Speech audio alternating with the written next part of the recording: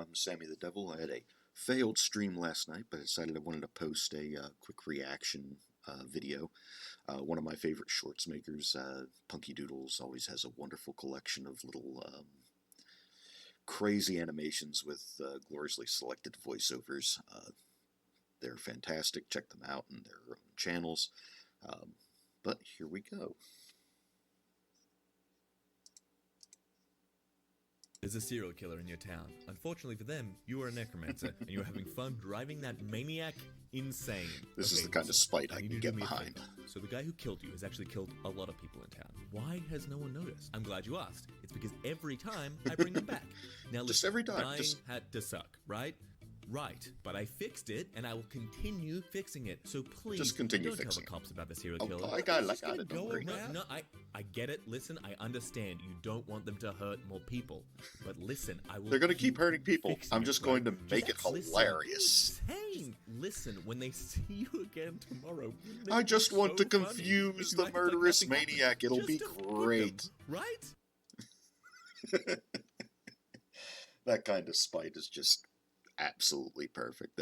Necromancers need to be allowed to be more funny. I run a necromancer as a NPC character inside of my Waterdeep campaign, and she is a reoccurring character referred to as Aunt Gertie.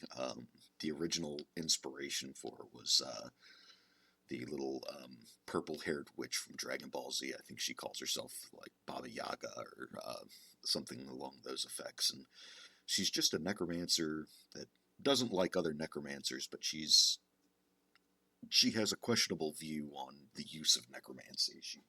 She runs a self-burial service and would definitely support this kind of necromancer in his activities. He's not out there, stealing bodies. He's bringing people back to life to actively mess with the serial killers of the world. Alright, let's go on to the next one.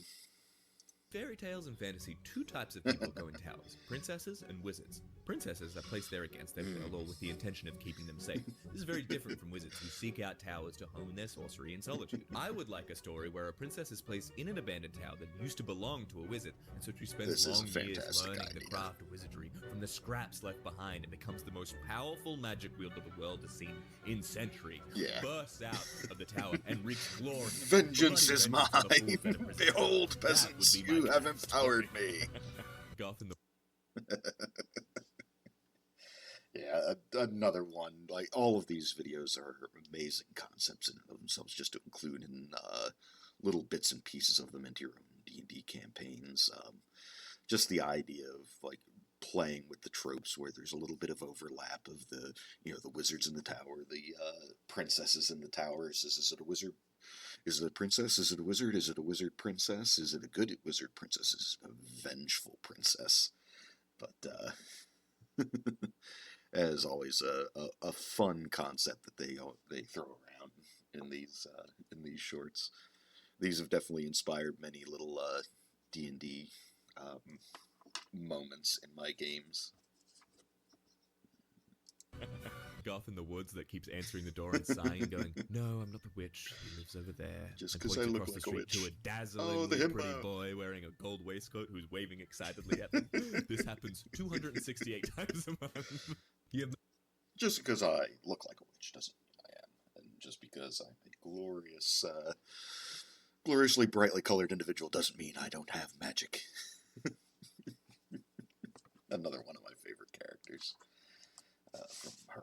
From her shorts, and just the Zach Speaks audio is just great performances of these little short form stories that really tickle my brain. Let's go back just a touch. You have many of the abilities of a Disney princess. You can talk to animals, people burst into song around you, and it seems every other day a Prince Charming type falls madly in love with you as one of the most feared enforcers in New York. It's tough, but you make the it double work. pistols. How did you know? He squeals on his knees and shaking. Your finger tightens around the trigger. A little birdie told me. That bird just looks... That bird knows what it did. That bird. That bird was like, "You gonna die, buddy." He's just this is a little birdie told me. Oh my god. Told me.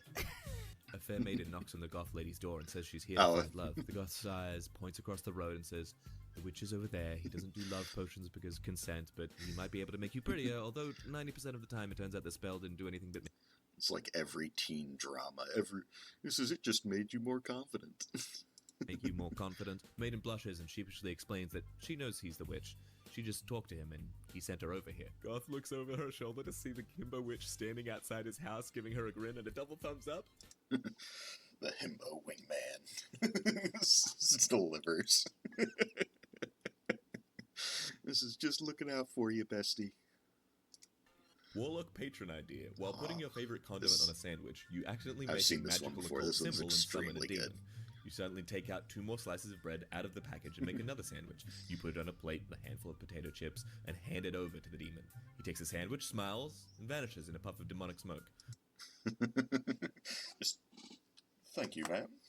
The next day, you get that job promotion you were after. There was no contract, no word spoken. You owe nothing. Every now and then, another demon pops in for lunch. Demons don't often get homemade sandwiches. The character concept. There's always such, like, patrons don't have to be crazy dark and, dark brooding. Leave that to the rogues. They always have to have the tragic backstory. People just getting themselves into silly situations and not being able to function properly is just too good. Just the idea is like, says, the demon reports to their overlord, says, "Why did you give this mortal their, all of these extra powers and these boons?" I was like, it was lunchtime. They gave me a sandwich. It's too good. The character concept. Woman makes deal with demon to have its child in exchange for eternal life or something. Woman then makes deal with witch and offers her firstborn for, like, riches or something. Woman dumps demon baby on witch, absconds with her winnings, and leaves witch and demon fighting for custody. This is the Judge Judy of Infernal Pacts. I was like, this is, I will have your demon child. You will have my firstborn. And she just cashes out and leaves them to the... I love I tend to use devils a lot more than the demons in the D&D campaigns, because the demons have, like, don't have the consistency of the restraints that you run into with devils, who are supposed to at least abide what their word is. And, like, things like this is just perfect. You'd have the witch and the devil just fighting over custody. Meanwhile, mom is off in the Bahamas with her eternal life and great riches. Just leaving it. And Half demon baby grows up learning magic and visiting hell on weekends and every second Christmas. the kid looks I think happy. it would That's be good. very funny for, like, characters in a fantasy setting to walk into a pub to try to order, and the bartender sighs Typical and party. goes, "Species in age," while pulling out a massive book holding the drinking age for every type of species capable of fantasy. So let's see. Elves have to be 100 years to be able to drink. Nah, you know that elves are wine drinkers from about 30 years old. They're the French of the world. They would have them smoking cigarettes and drinking fine wine much earlier than the 100 years, even though they're not considered mature till then. Dwarves, I think that's the same thing. I don't think a dwarf is waiting 50 years before they have ale. Goblin, yeah, I think that. Nah, 8 might even be a little short for goblins, because they're supposed to mature really early, but nah, 8's fair. Tieflings just have the same human composition. Orcs is probably maybe before they have, like, hard drinks. I think orc culture would have a level of alcohol. I was watching one of the other little videos about Vikings earlier, which is what I always think of with orcs, is like an analogous to Vikings, and orcs are just a little bit more like them. And there was a grog or a type of drink that the Vikings drank because their drinking water wasn't always safe, so they always had like a yeast in it, and that was probably fed to children. Like, once they're off milk, they probably start with that. But yeah, that's pretty good. The idea of the disinterested barkeep just trying not to have his shop closed down has to pull this encyclopedia out. Hey, my hot water doesn't work. Landlord. Not my domain. Fire Lord. No mine. What? Water Lord rising up out of Hey, the man. sink. Who dares disrupt the mighty Water Lord, God of the Seven Seas? I do. My hot water doesn't work. Oh, hot water. The plumber. Oh, that should be a collaboration with the Fire Lord and the Water Lord, because you gotta heat that water somehow. It's definitely a collaborative effort on those two. But I guess the plumber. Let's go back just a touch. Hello, sir. May I have your name? No, you may not have my name, but you may call me John. Sir, this is a DMV, and I am not a fae. Oh, then you wouldn't mind holding this iron horseshoe, right? For some reason, that gives me the gentleman in this scene gives me Keanu Reeves vibes, where he's like, I know he did the Constantine, but he's not giving me the Constantine vibes. This definitely feels more like a John Wick who's like knows all the rules, but is not going to be taken by surprise. Let's do that one again.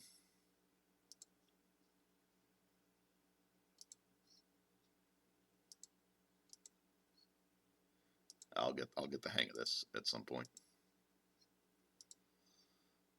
Sir, may I have your name? No, you may not have my name, but you may call me John. Sir, this is a DMV, and I am not a fae. Oh, then you wouldn't mind holding this iron horseshoe, right? Just has one. Oh, their wings. Their wing pop out. Television school, Crazy. I fucking hated it. The teacher was like 700 years old, and he'd take us on field trips to sit on the banks of a babbling brook and watch the fall of sunlight through the leaves. My friends in Spanish class were like conjugating verbs and shit, and meanwhile I was in an old-growth forest being overcome with awe at the sight of a majestic stag. Like, yeah, Mr. Autumnheart, when are we gonna learn, like, any grammar? Listen to the murmur of the wind in the treetops, and you shall find the grammar you seek. Like, fuck, dude, your pedagogy leaves much to be desired.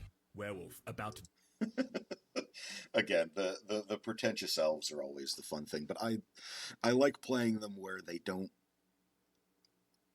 playing up the concept that they don't have a good grip on how time affects other races. Like, I want to learn your language. I was like, okay, well, we'll come here and we'll just absorb it for, about 15 to 20 years and it'll be fine. You just listen to the brook. You can see where the verbiage would come from that we decide to use in our culture.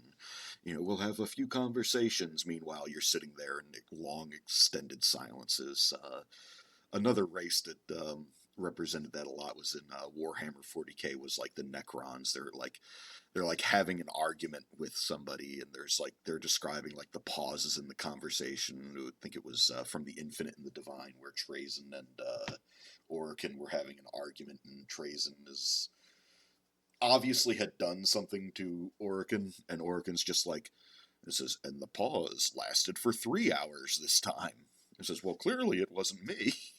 Like that's the kind of elf-ish vibes. I know the Necrons are not really supposed to be elvish, but the long-lived nature is the one of the funny points to play up. Let's get this further back. I'm going to figure out this step thing in a minute. Werewolf, about to devour me. Me, makes throwing motion. Did you just pretend to toss a ball hoping I'd chase it so you could escape? No? Deception check successful. Again, just like playing into like the crazy stereotypes, and it's good to even do that in like serious campaigns, like that one moment where they're break the tension in the middle of the woods, like they have this interaction with somebody, and they think this you put this dark and brooding person in their way, or like put them in direct danger, and then they always reward the players for doing something silly like that. Like, give me a deception roll, DC 25. You gotta really nail that roll to get that to work that way. But when they do, it's a memory for forever with the group that you're playing with. Let's go back just a touch. Said the royal advisor, wringing his hands. The curse states that the princess will. The curse, wringing his hands. Said the royal advisor, wringing his hands. I'm gonna figure this out. I'm just an idiot. Still learning, people. I'll be right back. So you see, I'll be right back. Said the royal advisor, wringing his hands. The curse states that the princess will die on the night before her 25th birthday. Hang on, said the princess. On the night before? The advisor nodded grimly. So what you're saying is that until that one specific date, I am effectively immortal. Technically, yes, but then the king stammered. Wow, said the princess, who was 16 and did not possess amazing impulse control. I'm gonna go teach myself how to juggle chainsaws while hang gliding over shark-infested waters. Catch you chuckleheads later. That is some gnomish vibes for me as far as the D&D campaigns. It's the you're just like, ooh, I'm not going to live as long as I thought I would, but I have 25 years of immortality. Let me see how much nonsense I can get up to in 16 to 19. So you had 9 years of that. I was like, a gnome. The way I like to play gnomes, a gnome using that kind of, given that kind of time and an assurance of nothing they do is going to kill them, there's probably going to be some horrendous things happening to them and the people around them for those next 9 years. But the energy and joy is, like just juggling the chainsaws over the sharks, yeah.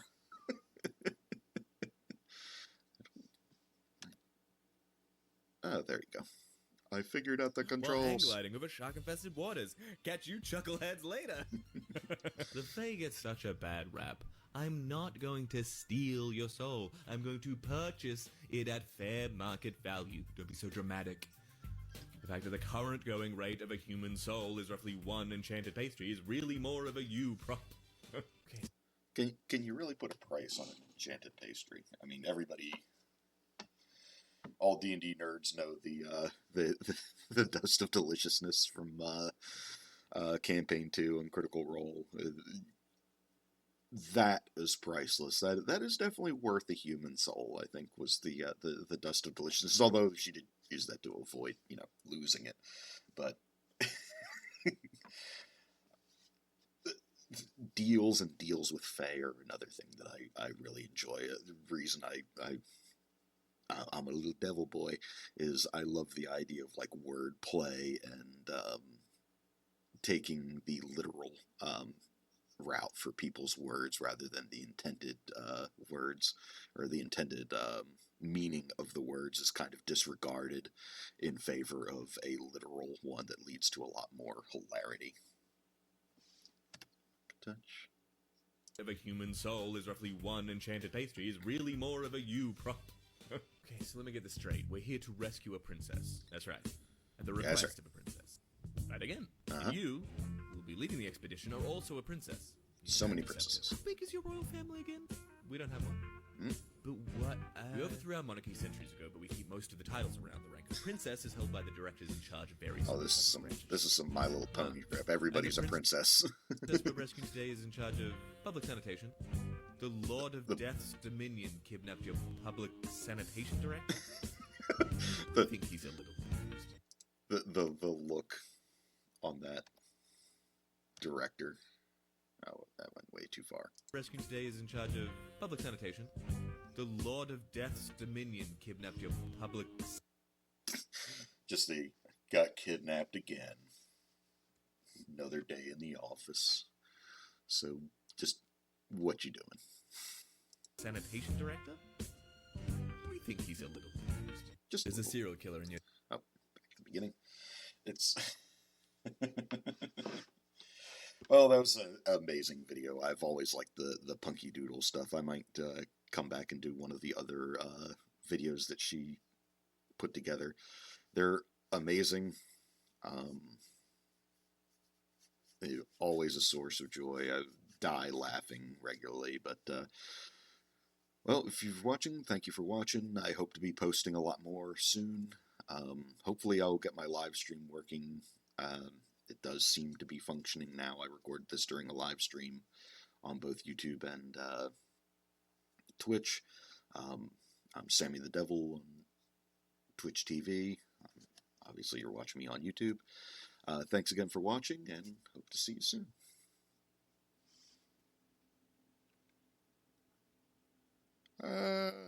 Forgot to... Gotta get to the recording. Stop the recording! Stop the recording!